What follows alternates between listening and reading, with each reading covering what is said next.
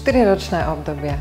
Jedno IČO, jeden SAP, firemná stratégia, kultúra či zelený úver.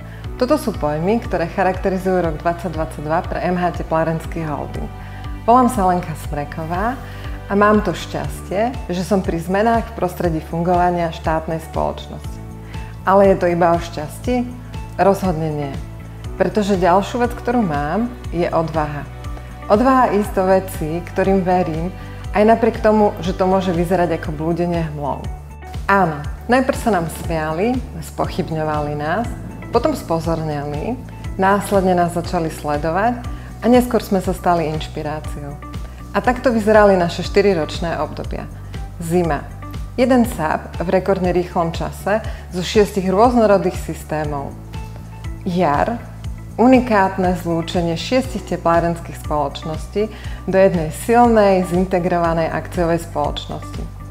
V lete sme začali žiť firemnú kultúru, prepojili sme ju so stratégiou na 5 rokov a najväčšou výzvou je jej naplnenie v budúcnosti.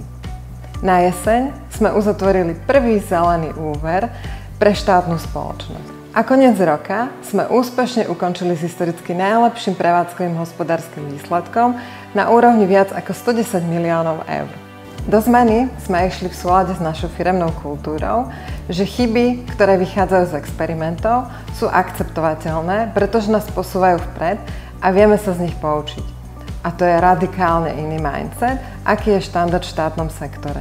Nominácia CFO roka je uznaním celého nášho procesu transformácie, je poďakovaním celému tímu, ďakujem vám veľmi pekne všetkým, pretože je to o zladenej tímovej práci a nie one-woman show.